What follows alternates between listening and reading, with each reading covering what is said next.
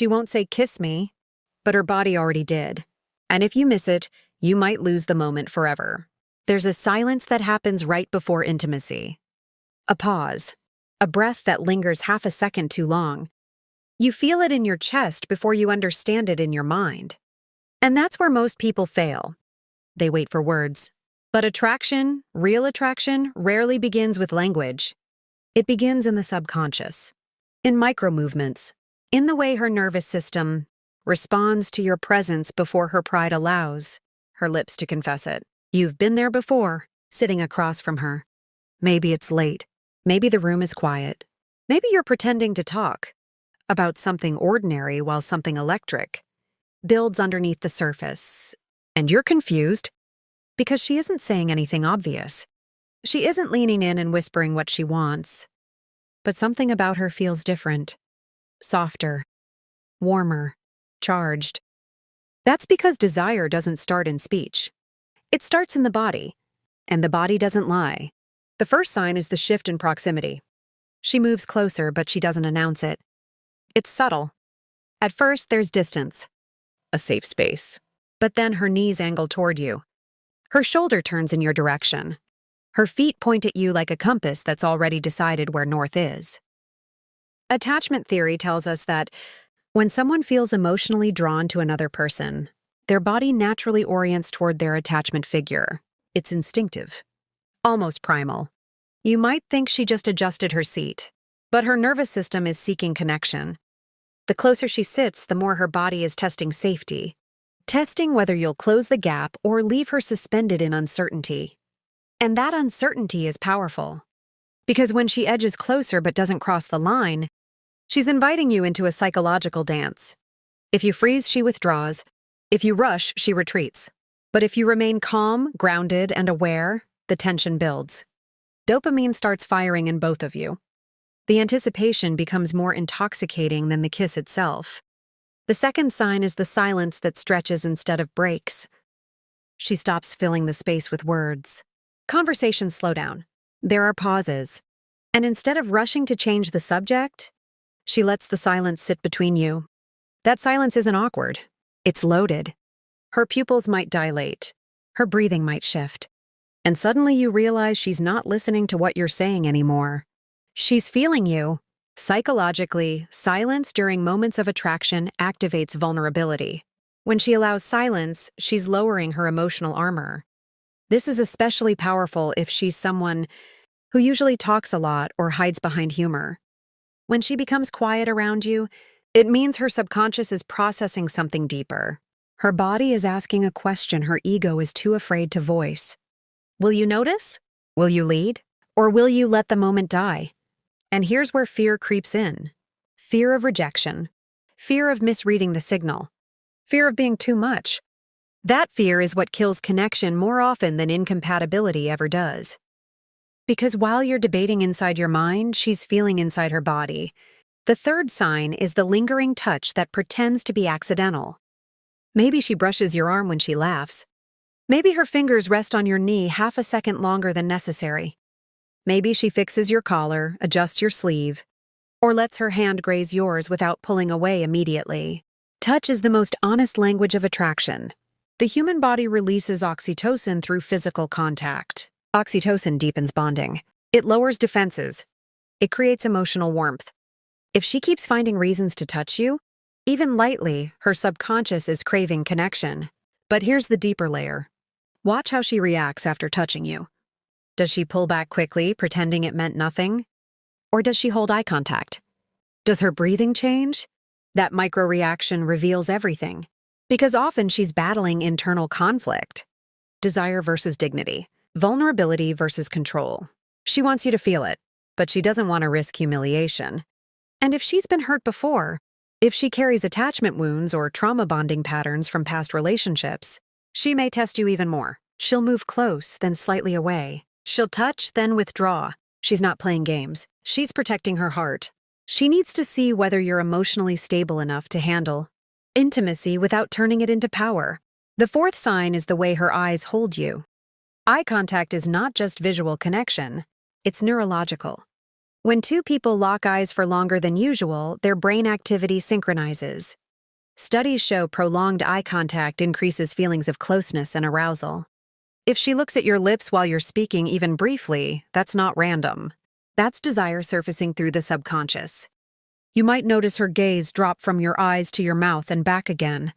It happens quickly, almost invisible, but it's there. That flicker is her mind imagining what her body hasn't experienced yet. And imagination is powerful. The brain reacts to imagined intimacy almost the same way it reacts to real intimacy. Dopamine spikes, anticipation builds. And now you feel it too. The tension, the charged atmosphere, the world shrinking down to the space between your faces. But still she says nothing. Because saying "kiss me" would mean surrendering control. And control is safety. The fifth sign is her emotional softness. Watch her tone. Watch how she speaks to you in that moment. It becomes slower, lower, warmer. Her energy shifts from guarded to receptive. She might share something vulnerable. A memory, a fear, a confession that feels slightly out of character. Emotional vulnerability often precedes physical intimacy. When she opens her inner world to you, even briefly, she's testing emotional safety. Attachment theory again. If she feels secure, she moves closer. If she feels unsure, she pulls back. But when she begins revealing deeper parts of herself in your presence, it means she sees you as more than casual. Emotional exposure is risky. It requires trust, and trust creates intimacy long before lips ever meet. But here's the twist. Sometimes, right after she becomes vulnerable, she'll act distant. This is emotional whiplash. It's a protective reflex. When someone fears abandonment, they may create distance after closeness to see if you chase or disappear. If you panic and become needy, you confirm her fears. If you become cold and withdrawn, you confirm her fears again. But if you stay steady, grounded, emotionally present without pressure, she feels safe enough to lean in again. The sixth sign is the micro-expression of hesitation right before you move. You might lean slightly closer, and instead of pulling away, she freezes. Not stiff, just still. Her breath pauses. Her lips part slightly. This is the moment. Her body is deciding whether you are safe, whether this connection is real, whether you will treat her vulnerability with respect. If she didn't want you close, she would step back instantly. The body reacts faster than politeness. So if she remains there, suspended in that fragile pause, she's not resisting, she's anticipating. But here's where psychology becomes brutally honest. Many of you miss these signals because you're trapped in your own head, overthinking, overanalyzing, afraid of rejection. Your ego whispers, "What if she doesn't want this?" But your fear is louder than her signals. And when you hesitate too long, the moment collapses. She interprets your inaction as disinterest, or weakness, or emotional unavailability, and slowly she withdraws. Desire is fragile. It needs momentum. Not aggression, not force, but calm leadership, emotional presence. Real attraction is not about manipulation. It's about awareness. When two nervous systems feel safe and intrigued, they synchronize. Heart rates align, breathing patterns mirror. Micro movements echo each other. If she mirrors your posture, if she tilts her head when you do, if her smile appears unconsciously when you speak, her body is already responding. And here's the deeper truth no one tells you. Sometimes she won't say "kiss me" because she wants to feel chosen. Not asked. Not negotiated. Chosen.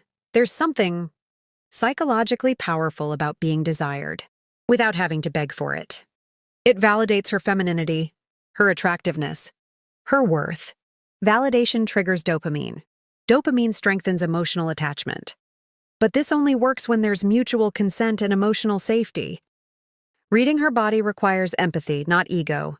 It requires you to slow down, to feel the room, to notice the subtle cues that exist beneath conversation. Think about the last time you felt chemistry with someone. The world faded. Background noise disappeared. Time slowed down. That's not fantasy. That's your nervous system entering a state of focused arousal. It's biological. It's real. And sometimes the most painful moments are not the rejections. They're the almosts. The moments where both of you felt it but neither acted. You walk away replaying it in your mind, wondering if you imagined it, wondering if she felt it too. that uncertainty can haunt you longer than an actual no. Because unfulfilled anticipation creates obsession. The brain craves closure. When a moment is left unresolved, it loops. Over and over. That's why missed intimacy can turn into fixation. Trauma bonding doesn't only happen through pain. It can happen through intense, uncompleted emotional experiences. So what do you do when you feel those 6 signs? You don't rush. You don't freeze. You lean in slowly. You hold eye contact.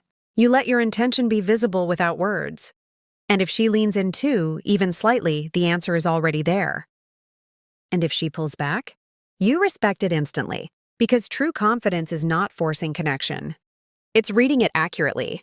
You deserve intimacy that is mutual, not confusing, not manipulative, not based on chasing someone who gives mixed signals. But when her body aligns with yours, when her silence speaks louder than speech, when her eyes linger and her touch hesitates but doesn't disappear, that's not coincidence. That's subconscious desire rising to the surface. And the next time you're sitting there, heart racing, unsure whether she wants you to close the distance, remember this. Words are only one language of attraction. The body has been speaking for thousands of years longer than speech ever existed. If you learn to listen, you won't need her to say, "Kiss me." You'll feel it. And maybe the real question isn't whether she wants the kiss. It's whether you're brave enough to recognize it. If this exposed something inside you, if you've ever lost a moment because fear was louder than intuition, subscribe to Heart Psychology, because the deepest truths about love are never spoken. They're felt.